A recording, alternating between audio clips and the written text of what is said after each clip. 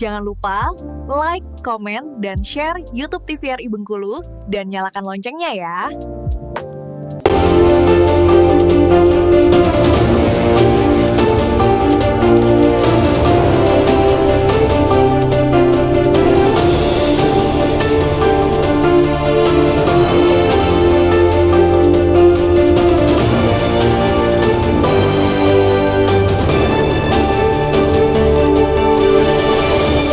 Terima kasih pemirsa TVRI Bengkulu, Anda kembali menyaksikan Brendo masih bersama saya Afriko Zuhri, dan tentunya dalam tema kali ini terkait dengan ketahanan pangan. Dan mendukung ketahanan pangan yang dicanangkan oleh Presiden Prabowo Subianto, tentu kita sudah bercerita tadi terkait dengan lahan yang memang dimanfaatkan, salah satunya adalah pekarangan rumah. Nah, ini menarik nih tadi dari cerita Bu Christine, ternyata memang sejak tahun 2017 gitu ya Bu, untuk 2013 terbentuknya. 2013 ini terbentuknya gitu ya. Ya. Nah, tadi cerita-cerita menarik dari Pak Wandi, banyak bahkan dari teman-teman mahasiswa gitu yang datang untuk meneliti dan sebagainya. Nah, kalau dari kelompok wanita tani sendiri seperti apa? Salah satunya untuk pupuk nih Bu, apakah ada cerita-cerita terkait dengan penelitian mahasiswa yang menarik nih seperti apa nih? Betul. Kadang-kadang kita malu sih sebenarnya mengelola sampah kok didatangin mahasiswa gitu. Jadi sempat dari Unihas juga, kemudian dari UIN, kemudian dari sempat IPDN juga. Dari IPDN juga. Ya. Ke tempat kita itu pas corona. Jadi 2 tahun berturut-turut kita dapat mahasiswa dari IPDN. Jadi karena mereka nggak banyak, jadi kita terima. Karena corona kan kita berjaga-jaga ya. Benar. Kemudian sekarang ke belakang ini UNIP rutin setiap tahun pasti mengirim mahasiswanya yang KKN ke tempat kita. Gitu. Jadi untuk belajar mengelola limbah organik ini menjadi sesuatu lah yang bisa bermanfaat gitu. Karena limbah organik ini kan setiap warga atau memang untuk Kota Bengkulu saja udah 85% itu limbahnya organik kan gitu. Benar. Jadi itu kalau nggak kita kelola bahaya juga kan gitu kalau kita sampai ke TPA semua. Kalau kita bisa ngelola di rumah, kenapa enggak? Kita berusaha mengenalkan sampah limbah organik di rumah saja. Nah, ini untuk proses pengenalan gitu ya kepada masyarakat luas, apakah ada bentuk sosialisasi juga yang dilakukan gitu Bu? Selain tadi daripada mahasiswa gitu yang langsung datang ke sana gitu. Kalau dari Ibu sendiri mungkin bersama dengan kelompok wanita tani ini, apakah ada kegiatan-kegiatan untuk bisa mensosialisasikan kepada masyarakat Bengkulu nih terkhusus gitu Bu? Betul. Kita mengadakan sosialisasi melalui kelompok-kelompok, kemudian melalui forum Gapoktan tadi. Kemudian kita di rumah itu setiap Sabtu buka kita belajar bersama.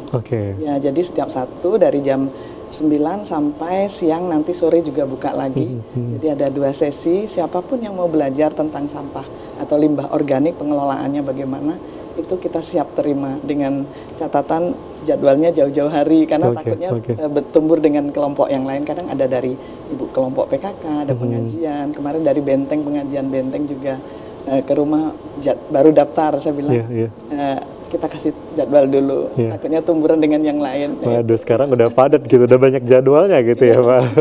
Jadi karena mereka tahu kita buka setiap Sabtu, jadi langsung pada telepon, Bu, Sabtu tanggal sekian kami ya. Oh iya, saya bilang gitu. Dengan catatan kelompok, Bu, ya jangan sendiri-sendiri, kalau sendiri saya capek ngomongnya. Terus prakteknya juga kan. Kalau dia kelompok, bikin 1 kali praktek, yang lain nanti sampai rumah nggak lupa gitu loh. Tapi kalau sendirian nanti sampai rumah lupa gitu takutnya. Jadi ini menarik, jadi dampak yang dihasilkan atau mungkin dampak dari kegiatan-kegiatan dilakukan sendiri ini sudah dirasakan oleh masyarakat lebih luas gitu ya, oleh banyak orang gitu. Tadi bukan hanya kalangan mahasiswa, ternyata memang dari ibu-ibu pun juga ikutan, ternyata dari kelompok pengajian, dari kelompok PPKK dan lain sebagainya. Ini menarik.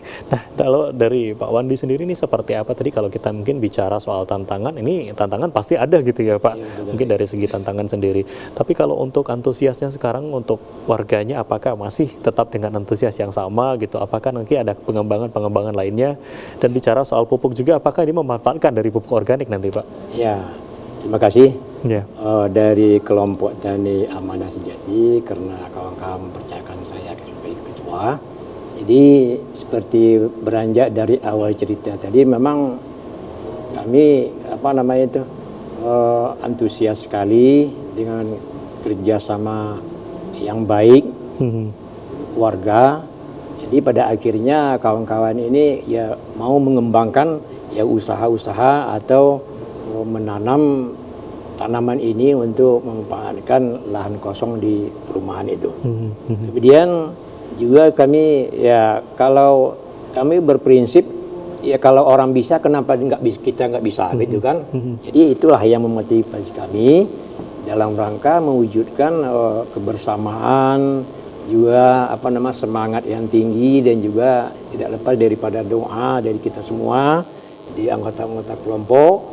Jadi pada akhirnya kami ya juga ya merutinkan untuk gotong royong seminggu sekali kami berkumpul untuk membersihkan karangan.